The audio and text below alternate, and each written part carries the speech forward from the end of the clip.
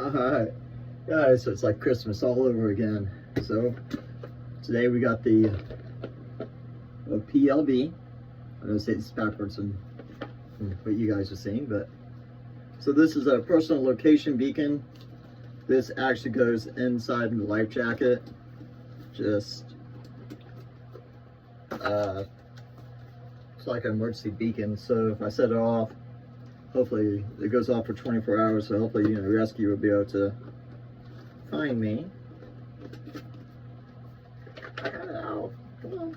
Let me show you guys what this thing looks like. It's a really small device. I will put the link in the comment about this, but there you guys go. It's a little tiny thing. This has a 7-year battery life. So every 7 years I'd buy a new one of these. There you go. That is what a personal location beacon looks like. It sets off a signal to other vessels close by you and said yours hopefully be found. Looks like it's also got a light on it as well. It's rescue me. It's no subscription needed for this device, and should be rather interesting. I don't know how it operates yet, so I'm gonna have to read the instruction manual for that.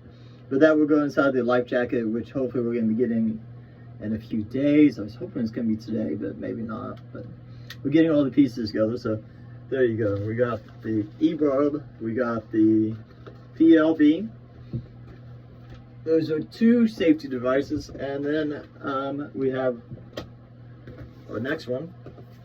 This is going to be our navigation, inReach technology, so we can send text messages when we are overseas or when we're outside cell phone reception. It is the Garmin. This is a Garmin 86 SCI. So, show you guys what this looks like. I don't have any fancy technology on this boat, so I don't have no depth finder. We have no way of knowing how deep the water is, except for just via navigation, which is Navionics. I have to see if this is Navionics compatible. This is the Garmin. This is the satellite thing.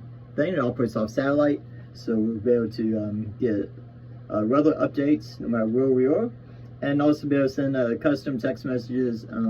I was looking at the plans for the inReach, and the plans are not looking that good for the inReach. Looks like about 30 text messages a month runs you about $40 or something like that, and it's not unlimited. So I may go with the Spot X as well. The Spot X has unlimited texting, because let's face it, I could be out there bored, and maybe I just want to bother my family.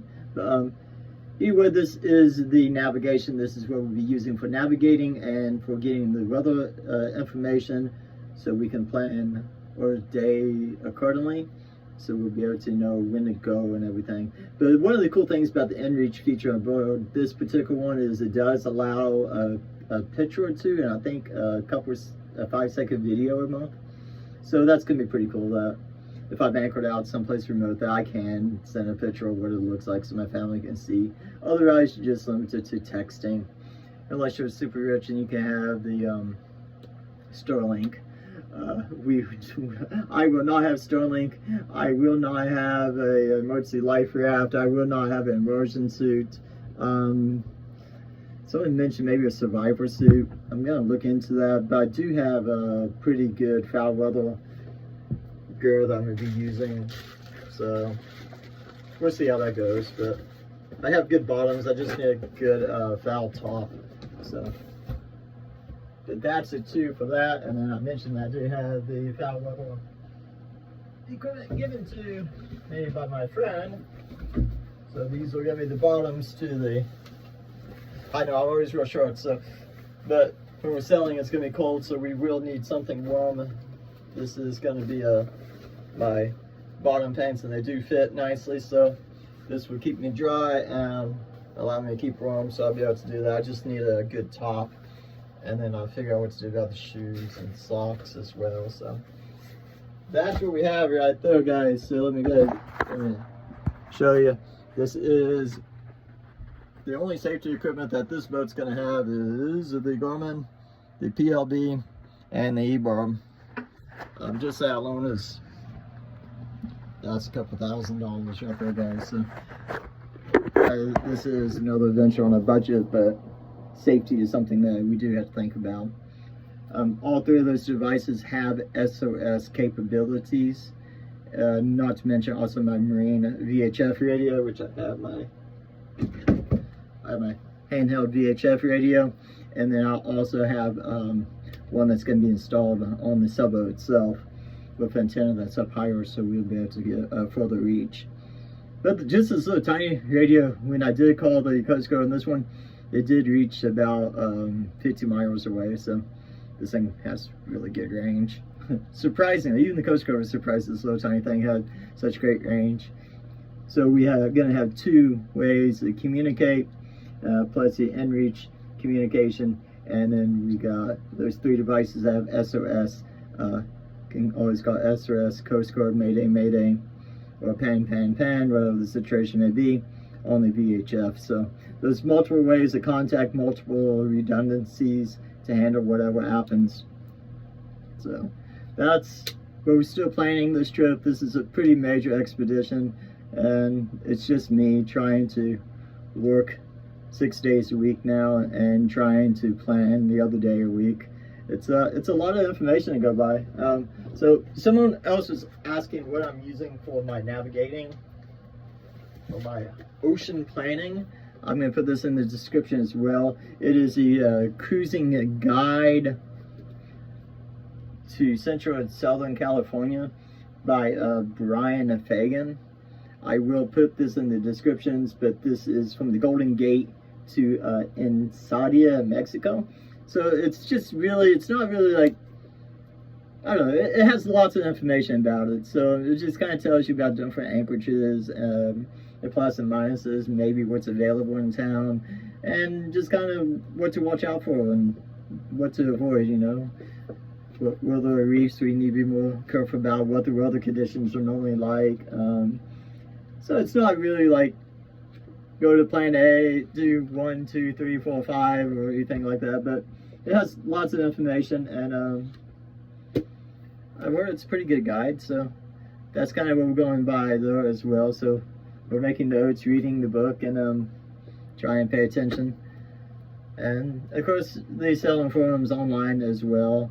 They'll tell you where to go, and pretty much I'm just gonna think one step at a time, or 2 steps down, right? We know we're going to go from San Francisco to Half Moon Bay, or we may even go from San Francisco all the way to Santa Cruz in one run. I haven't really made up my mind. The problem with Half Moon Bay is by the time we hit the ocean, we're turning into Half Moon Bay. It's about an 8-hour trip. Well, if we're heading into Santa Cruz, the minute we make that big left turn, it's a pretty good straight shot. We're going to have the wind behind us, and it's going to be smooth sailing. It's just my first time in the ocean. Do I want to go big or go small? But again, that's going to be happening in December-ish, so we're just going to keep trying to plan, keep trying to get things ready. This is a pretty big expedition. I don't think a lot of people watching this understand just how big of a trip this is, especially doing this solo. But that's what we have. That's the safety equipment we're going with. I still need my 2 outboards. I need a 9.9 for a stroke and a little 2.5 for the dinghy. Tipsy will be going on the trip with me. And then I still need an autopilot, and then that top foul weather equipment. So that is the plan. Stay tuned. I know there's been a lot of talking. The sails, we did get a picture. The blue sails are on the floor at the sail maker shop. They should be ready this week. This week we're beginning the sails, and my spin locker life jacket. It's going to have harness points so I can safely be attached to the vessel while she's on her sail. So that's pretty exciting. A lot of things going on. A lot of pieces are falling into the right place. It's still, you know, very early in the planning. It's still very early stages of this. We'll be talking about getting the sails put on the sailboat next week. basically have everything I need to get back to San Francisco Bay in about 2 weeks. So I'm really looking forward to getting back into Richardson Bay. I haven't contacted yet to see if I can get a legal permit yet. If I don't get a legal permit, I do know I can play the marina game. Check in, get slips and whatnot, which is good because every week or two I do need to be like moving. So it'd be nice if that is what I end up doing, is just being in trains to get slips. That would be awesome. So that's what's going on right now. There's really nothing but just working, trying to get all the money and to get all the pieces plugged into the correct location. But